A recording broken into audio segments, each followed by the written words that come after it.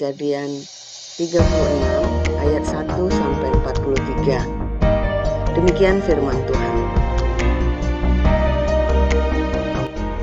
Inilah keturunan Esau, yaitu Edom. Esau mengambil perempuan-perempuan Kanaan menjadi istrinya, yakni Ada, anak Elon orang Het, dan Oholibama, anak Ana, anak Zibeon orang Hewi, dan Basmat, anak Ismael, adik Nebayot. Ada melahirkan Elifas bagi Esau, dan Basmat melahirkan Rehuel, dan Oholibama melahirkan Yeus, Yaelam, dan Korah. Itulah anak-anak Esau yang lahir baginya di tanah Kanaan.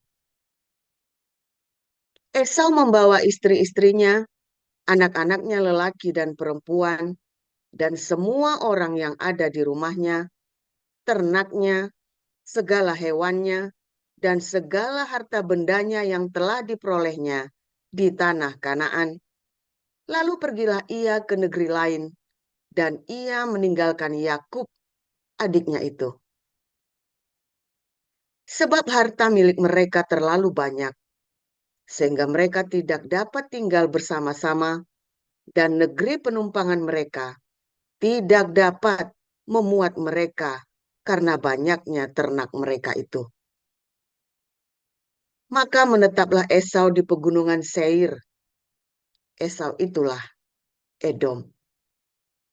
Inilah keturunan Esau, bapa orang Edom di pegunungan Seir. Nama anak-anaknya ialah Elifas, anak Ada, istri Esau. Rehuel, anak Basmat, istri Esau.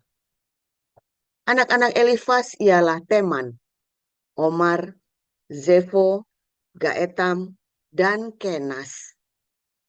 Timna adalah gundik Elifas, anak Esau. Ia melahirkan Amalek bagi Elifas.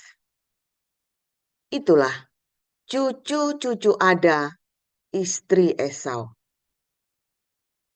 Inilah anak-anak Rehuel, Nahat, Zerah, Syama, dan Misa. Itulah cucu-cucu Basmat, istri Esau. Inilah anak-anak Oholibama, istri Esau itu. Anak Ana, anak Zibeon. Ia melahirkan bagi Esau Yeus, Yaelam, dan Korah. Inilah kepala-kepala kaum Bani Esau, keturunan Elifas, anak sulung Esau. Ialah kepala kaum Teman, kepala kaum Omar, kepala kaum Zefo, kepala kaum Kenas, kepala kaum Korah, kepala kaum Gaetam, dan kepala kaum Amalek. Itulah kepala-kepala kaum Elifas di tanah Edom. Itulah keturunan Ada.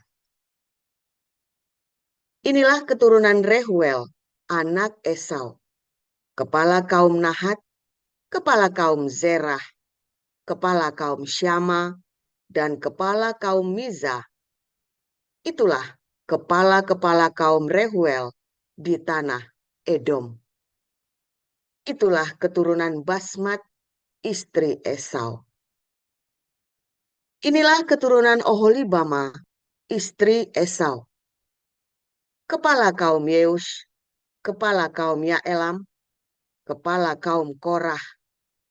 Itulah kepala-kepala kaum Oholibama, istri Esau, anak Ana. Itulah Bani Esau, yakni Edom, dan itulah kepala-kepala kaum mereka. Inilah anak-anak Seir, orang Hori, penduduk negeri itu. Lotan, Shobal, Zibeon, Ana, Dishon, Ezer, Dishan. Itulah kepala-kepala kaum orang Hori, anak-anak Seir di tanah Edom. Anak-anak Lotan ialah Hori dan Heman, dan saudara perempuan Lotan ialah Timna. Inilah anak-anak Syobal, Alwan, Manahat, Ebal, Shefo, dan Onam. Inilah anak-anak Zibeon, Aya dan Ana. Ana inilah yang menemui mata-mata air panas di padang gurun ketika ia sedang menggembalakan keledai Zibeon, ayahnya itu. Inilah anak-anak Ana, Dishon, dan Oholibama, anak perempuan Ana. Inilah anak-anak Dishon, Hemdan, Esiban, Yitran, dan Keran. Inilah anak-anak Ezer, Bilhan, Zaawan, dan Akan. Inilah anak-anak Dishan, Us, dan Aran. Itulah kepala-kepala kaum orang Hori, kepala kaum Lotan, kepala kaum Syobal, kepala kaum Zebion, kepala kaum Ana, kepala kaum Dishon, kepala kaum Ezer, dan kepala kaum Dishan. Itulah kepala-kepala kaum orang Hori, kaum demi kaum di tanah Seir. Inilah raja-raja yang memerintah di tanah Edom sebelum ada seorang raja memerintah atas orang Israel. Di Edom, yang memerintah ialah Bela bin Beor, dan kotanya bernama Dinhaba. Setelah Bela mati, Yobab bin Zerah dari Bozra menjadi raja menggantikan dia. Setelah Yobab mati, Husham dari negeri orang Teman menjadi raja menggantikan dia. Setelah Husham mati, Hadad bin Bedad menjadi raja menggantikan dia. Dialah yang memukul kalah orang Midian di daerah Moab, dan kotanya bernama Awit. Setelah Hadad mati, Samla dari Masreka menjadi raja menggantikan dia. Setelah Samla mati, Saul dari Rehobot yang di pinggir sungai menjadi raja menggantikan dia. Setelah Saul mati, Baal-Hanan bin Akbor menjadi raja menggantikan dia.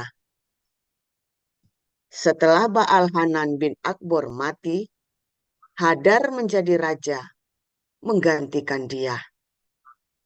Kotanya bernama Pahu dan istrinya bernama Mehetabeel binti Matred binti Mesahab. Inilah nama kepala-kepala kaum Esau menurut kaum di tempat mereka dengan nama mereka masing-masing.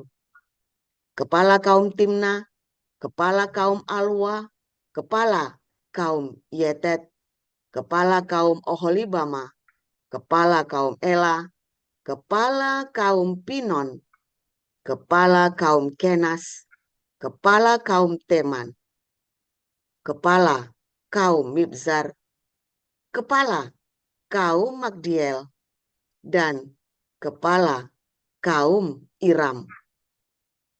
Itulah kepala-kepala kaum Edom menurut tempat kediaman mereka di tanah milik mereka.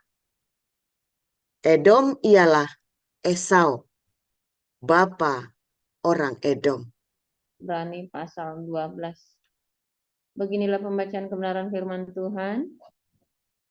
Karena kita mempunyai banyak saksi, bagaikan awan yang mengelilingi kita, marilah kita menanggalkan semua beban dan dosa yang begitu merintangi kita, dan berlomba dengan tekun dalam perlombaan yang diwajibkan bagi kita. Marilah kita melakukannya dengan mata yang tertuju kepada Yesus yang memimpin kita dalam iman dan yang membawa iman kita itu kepada kesempurnaan. Yang dengan mengabaikan kehinaan tekun memikul salib, ganti sukacita yang disediakan bagi Dia yang sekarang duduk di sebelah kanan tahta Allah. Ingatlah selalu akan Dia yang tekun menanggung bantahan yang sehebat itu terhadap dirinya dari pihak orang-orang berdosa, supaya jangan kamu menjadi lemah dan putus asa. Dalam pergumulan kamu melawan dosa, kamu belum sampai mencucurkan darah. Dan sudah lupakah kamu akan nasihat yang berbicara kepada kamu seperti pada anak-anak? Hai anakku, janganlah anggap enteng didikan Tuhan, dan janganlah putus asa apabila engkau diperingatkannya, karena Tuhan menghajar orang yang dikasihinya, dan Ia menyesah orang yang diakuinya sebagai anak. Jika kamu harus menanggung ganjaran, Allah memperlakukan kamu seperti anak. Di manakah terdapat anak yang tidak dihajar oleh ayahnya? Tetapi, jikalau kamu bebas dari ganjaran yang harus diderita setiap orang, maka kamu bukanlah anak, tetapi anak-anak gampang. Selanjutnya, dari ayah kita yang sebenarnya kita beroleh ganjaran, dan mereka kita hormati. Kalau demikian, bukankah kita harus lebih taat kepada Bapa segala roh, supaya kita boleh hidup? Sebab mereka mendidik kita dalam waktu yang pendek, sesuai dengan apa yang mereka anggap baik. Tapi Dia menghajar kita untuk kebaikan kita, supaya kita beroleh bagian dalam kekudusannya. Memang tiap-tiap ganjaran pada waktu ia diberikan tidak mendatangkan sukacita, tetapi duka cita. Tetapi kemudian ia menghasilkan buah kebenaran yang memberikan damai kepada mereka yang dilatih olehnya. Sebab itu kuatkanlah tangan yang lemah dan lutut yang goyah, dan luruskanlah jalan bagi kakimu, sehingga yang pincang jangan terpelecok, tetapi menjadi sembuh. Berusahalah hidup damai dengan semua orang, dan kejarlah kekudusan, sebab tanpa kekudusan tidak seorang pun akan melihat Tuhan. Jagalah supaya jangan ada seorang pun menjauhkan diri dari kasih karunia Allah, agar jangan tumbuh akar yang pahit, yang menimbulkan kerusuhan, dan yang mencemarkan banyak orang.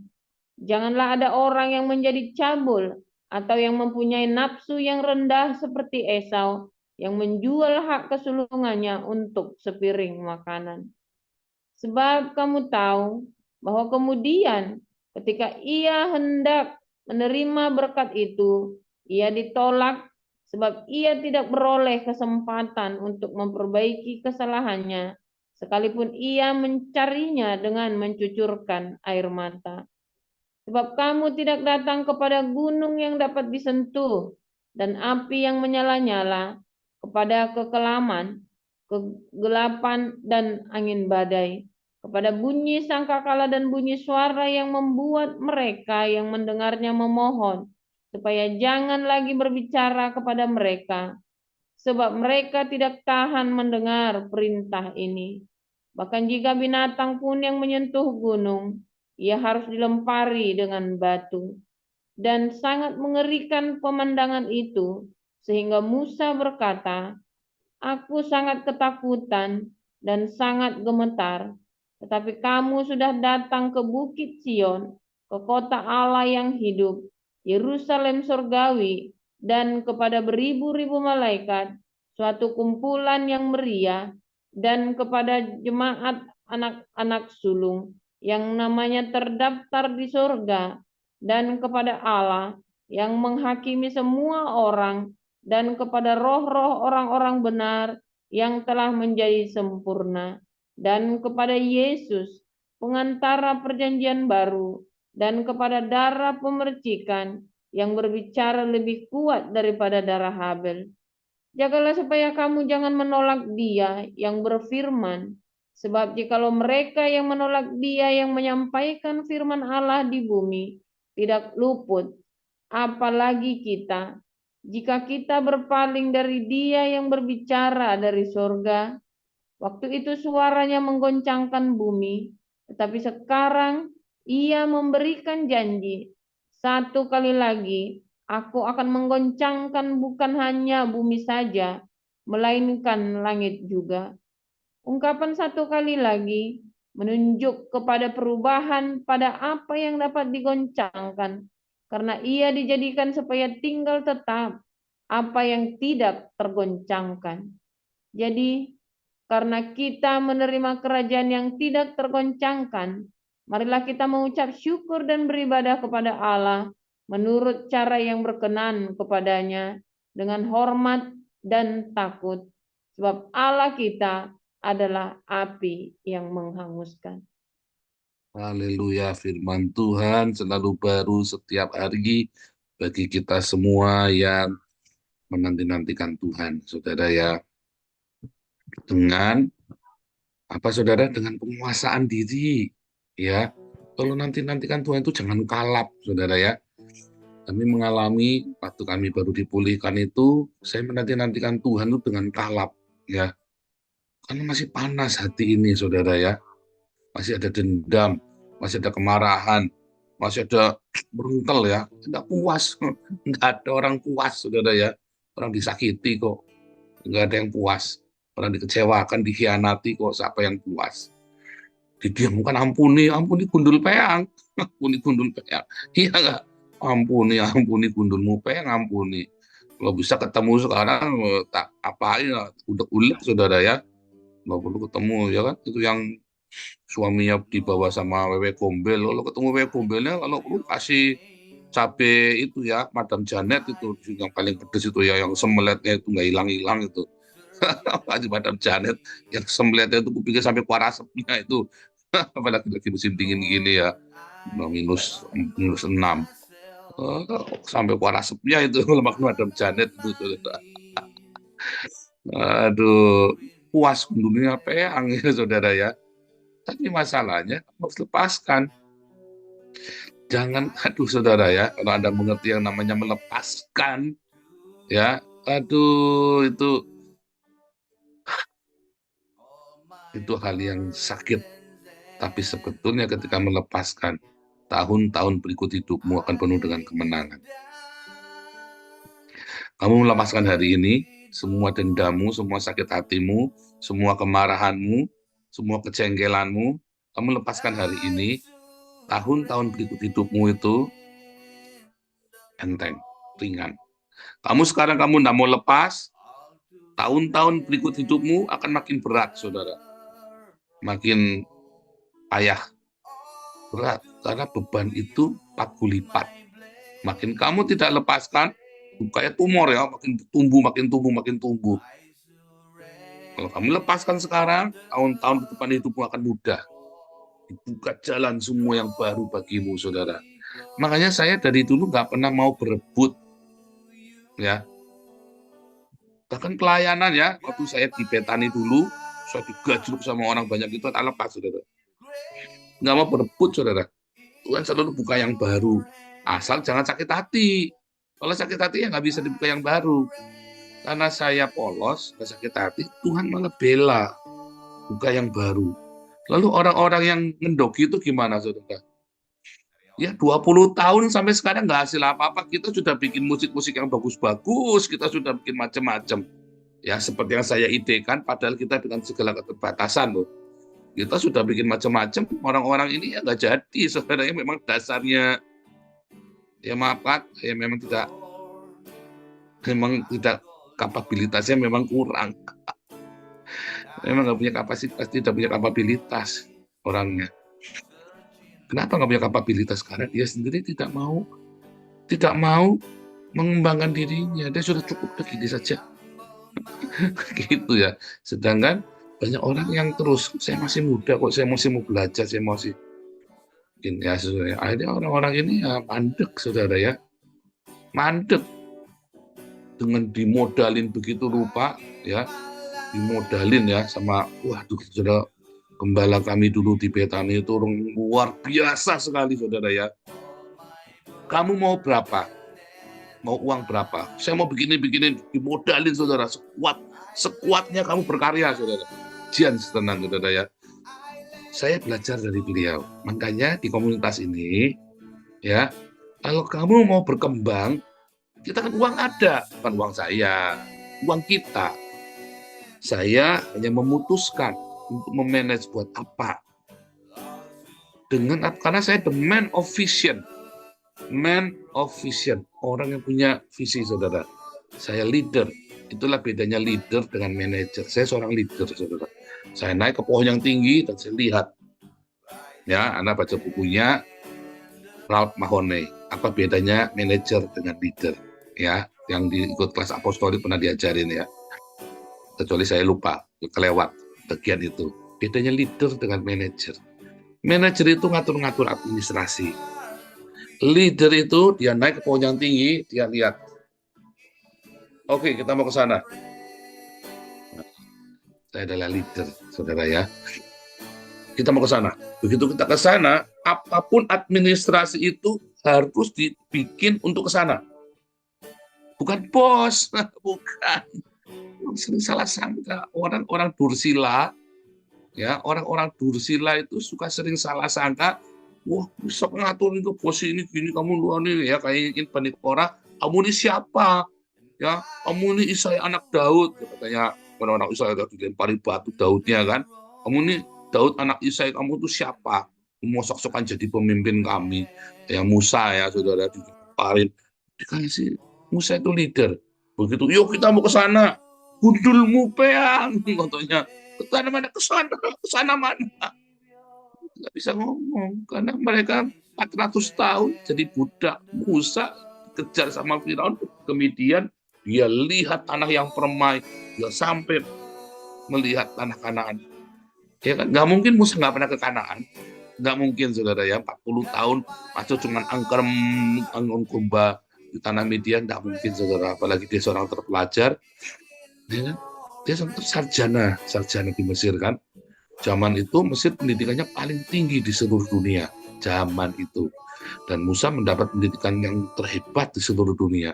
Kemudian dia lari 40 tahun, nggak mungkin cuma angon domba, nggak mungkin, saudara. Dia amatin itu laut, dia amatin itu bintang, dia lihat orang-orang, dia lihat perang, dia lihat apa, dia pergi ke Kanaan, dia pergi kemana-mana, saudara. Nah, saya pergi ke Eropa, apa saya diem saja? Nggak mungkin, saya ini sarjana, saudara ya. Saya ini pemikir, cendekiawan.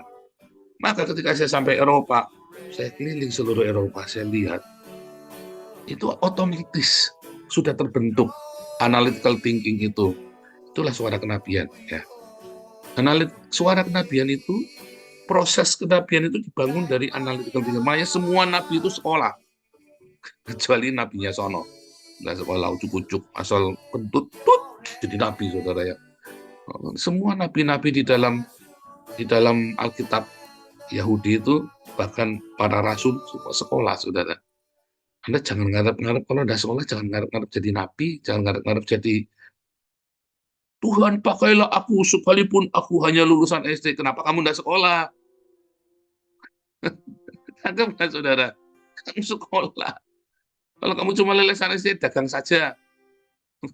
Ya dagang saja.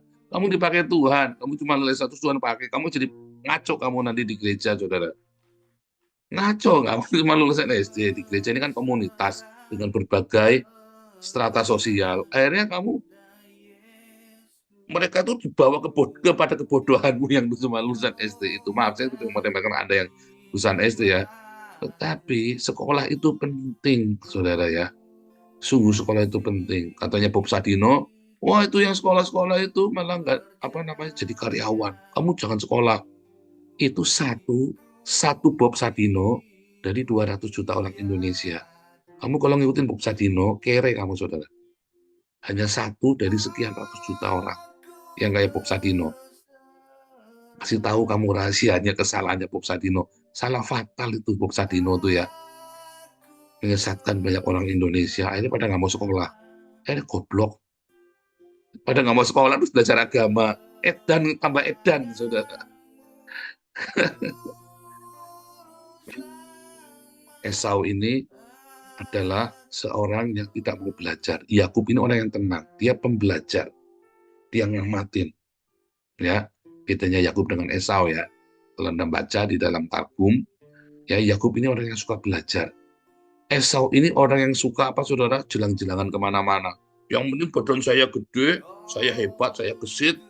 Esau ini adalah pemburu. Kalau dibilang pemburu, itu bukan buru rusa, memburu babi, memburu apa dong, apa menjang, apa itulah binatang-binatang, bukan, pemburu kepala orang, saudara. Dikatakan bahwa Esau itu kekuatannya setara dengan Nimrod. Makanya diharapkan Esau itu akan membuat kerajaan seperti Babel. Babel dan Nimrod itu ya. Esau ini kan cucunya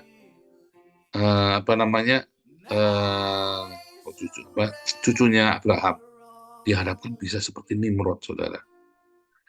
Tapi kan kejam kan, nggak mau, sebetulnya Ishak nggak mau, kejam. Tapi dia bohong. Si Esau ini suka bohong sama bapaknya, saudara ya. Dan dia banyak langgar semua hukum-hukum Tuhan. Dia langgar semua sama si Esau ini. Udah kejam, dia langgar semua hukum. Dulu pernah ya, saya ajarin ya tentang Esau ini ya, bahwa dia adalah duplikatnya Nimrod. Nah, si Yakub ini orang yang pembelajar. Dia belajar, dia mengerti, dia punya wisdom, saudara. Sehingga dia ngerti, kalau kamu punya ini, kamu akan punya hak kesulungan, kamu ini. Kalau kamu bisa kuasai hidupmu, kamu akan kuasai masa depanmu. Kamu bisa kuasai hidupmu hari ini, kamu akan kuasai. Kalau kamu tidak bisa kuasai hidupmu hari ini, masa depanmu rusak. Dan beneran terjadi, saudara ya. Akhirnya Esau karena hawa nafsunya dia, ya hidupnya sembrono, serampangan. Dia bingung, saya hebat kok, saya kaya kok, saya perkasa, saya begini, saya begitu, saya bisa ini, saya bisa itu. Oh, kamu sekarang bisa ini, bisa itu. Tapi Yakub, dia berpikir bukan sekarang, dia berpikir masa depan.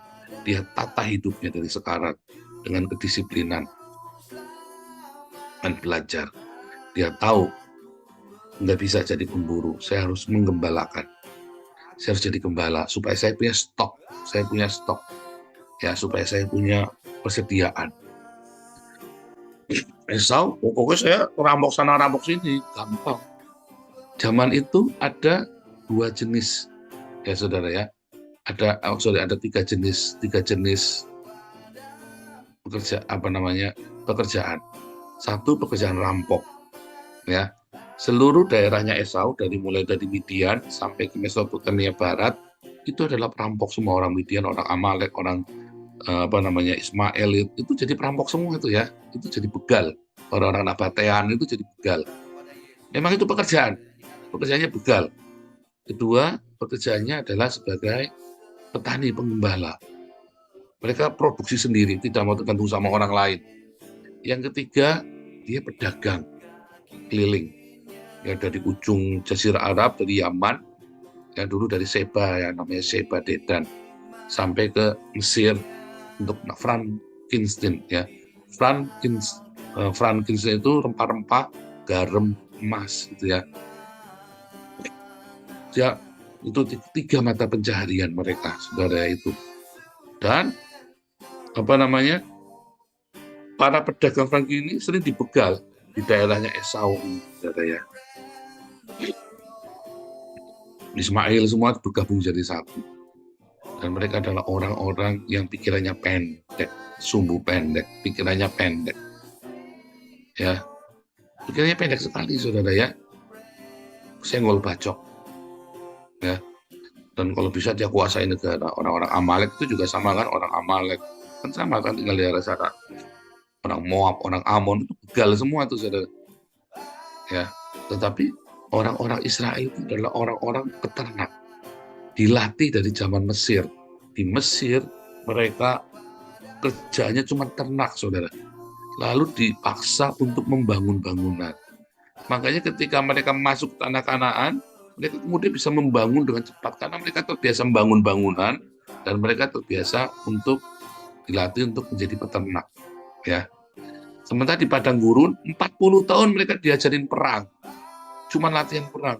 Jadi mereka punya ilmu perang, ilmu bangunan, dan ilmu peternakan pertanian. Jadilah mereka bangsa yang maju, karena mereka punya 3 ilmu ini. Mereka punya ilmu perang untuk melawan musuh-musuhnya. Jadi mereka nggak pasrah, karena penggembala itu biasanya nggak bisa perang, dirampok terus ya, pasrah. Tapi mereka punya ilmu perang. Jadi ketika musuh datang, mereka siap perang. Mereka punya tentara.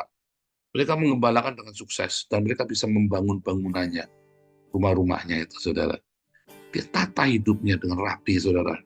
Administrasinya dirapikan. Administrasi ya, Yakub itu seorang administratif ya, saudara ya. Dia rapiin, makanya dia bisa hitung domba yang berbintik-bintik, dikasih daun itu ya, makan apa di daerah apa yang makan buah itu, sehingga keluarnya nanti bintik-bintik gitu ya. Ada domba yang keluarnya nanti polos, ada domba yang hitam, segala macam. Dia seorang administratif, dia teliti, saudara ya. Administrasi itu penting, saudara ya. Jangan remehkan administrasi. Proses. Yakub itu orang yang menghargai proses. Esau itu nggak respect sama proses. Yang penting hasil. Anda tahu, yang penting hasil hanya berlaku untuk short time, saudara. Lama-lama orang akan tahu. Proses itu penting. Administrasi itu penting dalam hidupmu, saudara. Amatin satu-satu, pencatatan itu penting. Seburuk apapun mencatat, catatlah, saudara, hidupmu. Ya, balik lagi, apalagi laporan keuangan. Itu beneran, saya selalu ingatkan, saudara, yang namanya laporan keuangan. Kalau Anda jadi pengurus, kalau Anda nanti bergabung di dalam kepengurusan, Anda disuruh ini, nota nggak boleh hilang. Jangan ngeremehin nota loh, saudara ya. Anda bergabung dalam tim, kita kan lagi mau rekrut orang nih ya. Kita mau rekrut orang banyak, saudara, buat penginjilan ya. Terutama 4 orang tadi ya, buat di Mentawai, di Dayak, di Ambon, di NTT sama di Papua. Kita mau rekrut orang ini. Nah, orang-orang ini kalau kita bilang dia harus bisa bikin laporan keuangan. Kamu meleset, kamu bisa nggak dipercaya lagi. Sepele ya. Kamu meleset dengan laporan keuangan, kamu bisa nggak dipercaya lagi. Beneran ya, saudara ya, uang itu sangat penting di dalam sebuah komunitas. Itu adalah menggambarkan prosesmu, saudara. Itu menunjukkan proses. Saudara tahu marketing yang hebat dalam sebuah perusahaan? Saya adalah orang yang mengamati data, pengumpulan data administrasi. Sehingga saya bisa tahu ini low end, seri ini, saya tak breakdown, saya bisa tahu kenapa ini lebih laku daripada ini. Oh ya, karena ini orang mah cuma ngarang-ngarang aja, sekali ngarang. Ada insight customer. Nih, tak rubah nih, strateginya nih, pasti naik barang ini nih. Terkendali kalau kamu punya data yang bagus, administrasi yang bagus, maka kamu akan bisa mengendalikan marketmu, saudara. Kalau kamu tidak punya data yang bagus, kamu tidak tahu apa yang dipikirkan customer. Kamu cuma tahu kenapa ini lebih laku dari ini, ya kan itu mahal, Pak. Jadi nggak laku, yang ini murah. Enggak, ini yang tak tunjukkan nih, tak bikin laku ya. Habis nih stoknya minggu depan nih. Oh, mana bisa, Pak? Ketokan titik saya, Pak. Ya ketokan sana. Tak bikin habis, saudara, barangnya. Sampai si bosnya mikir-mikir. Dicoba lagi. Orang ini ikut-ikutan nyoba dengan cara saya tak pilih. Nggak bisa, salah. Kamu nggak bisa ngelakukan itu 2 kali. Nekat, saudara. Nggak laku lah. Wah, pusing. Ruginya tambah banyak. Kamu tamak sih. Saya diemin aja, udah diomongin. Nggak bisa cara saya kamu lakukan 2 kali. Kenapa saya itu bisa? Karena saya tahu data, saya tahu insight apa yang dalam pikiran orang. Dari mana? Karena ada data, karena ada laporan yang jelas. Lalu saya bikin budgeting, bikin laporan semua ya. Laporan keuangan itu penting, saudara, untuk kita menganalisa apa yang sedang terjadi. Jadi enggak, duit berapa habis, juduan, jadi duitnya habis semua, bingung, saudara. Enggak begitu, Anda melayani nggak bisa begitu. Duitnya banyak, terus Anda duitnya banyak. Oh, nggak bisa begitu, saudara. Kita punya proyek besar apa yang kita bidik. Move. Ada dampak. Nggak bisa ke sana, duit habis semua, mana semua. Hasilnya apa? Suatu jiwa, Pak. Aduh, itu. Iya, memang satu jiwa malaikat bersorak-sorai. Tapi nggak perlu, untuk memenangkan satu jiwa itu nggak perlu pakai begituan. Ada cara lain yang lebih efektif gitu loh. Saudara, saya ketika ngomong begini, saya bukan orang cuman asal ngomong, saya punya pengalaman, saudara ya. Ya, baik dalam penginjilan, baik di dalam politik, saya punya pengalaman. Hal itu membuat pengalaman-pengalaman yang sebelum itu saya catat. Saya catat, bukan sekedar pengalaman, enggak, saya amati, kenapa saya salah ya dulu ya? Kenapa saya sampai harus masuk penjara ya? Kenapa ya sebodoh itu saya ya? Kenapa saya catat? Saya berantem sama anak. Kita analisa. Jadi tidak sesimpel itu terlewatkan begitu saja dalam hidup saya. Kalau kamu tidak punya laporan keuangan, ya, dari laporan keuangan seorang direktur dia mengerti apa yang harus dia lakukan. Laporan keuangan adalah sebuah insight dari perusahaan dan aktivitasnya, saudara. Ya, makanya itu maha penting di dalam sebuah komunitas, itu maha penting, dalam sebuah perusahaan itu maha penting laporan keuangan itu, supaya kita tahu kita harus kemana. Bagi seorang leader, ya, supaya dia jangan ngaco. Suara kenabian dimulai dari analisa data. Kalau masuknya sampah, ya keluarnya sampah nabinya, saudara. Kalau masuknya uang benar, inputnya, laporannya benar, maka outputnya itu tajam sekali suara kenabian itu. Jangan pikir kamu suara kenabian itu kayak orang tiba-tiba dienceloki sama jin, lalu dia matanya balik. Jangan pikir begitu, saudara. Itu Islam begitu. Orang Yahudi, orang Kristen, suara kenabiannya bukan dari diencelokin sama jin, lalu dia matanya balik kesurupan, saudara. Kecuali beberapa gereja karismatik ya. Memang kesurupan, trans. Kita tidak mengajari kita trans, saudara. Suara kenabian itu dihasilkan dari proses yang benar. Kesurupan itu dihasilkan dari nafsu, saudara. Karena kamu maunya gampangan kan. Panik kan, maunya kan begitu sudah maunya langsung ada bling, begitu mujizat. Nggak bisa, saudara. Semua ada prosesnya. Bahkan Musa bikin mujizat di Laut Merah pun itu ada prosesnya. Dia ngamatin dulu kapan itu tsunami datang, kapan itu air surut, pasang tertinggi, surut tertinggi. Dia amatin itu angin barat, angin timur, kapan bertiup dengan paling keras. Makanya dilewatkan waktunya, timingnya tepat. Ya, dia lihat, dia tahu astrologi, saudara. Dia tahu ketika mana itu, di situ ada mana, ada mushroom, bisa buat gimana cara ngasih makan 2 juta orang. Emang Musa nggak mikir sebelum mau berangkat? Memang tuh orang setolol itu, saudara.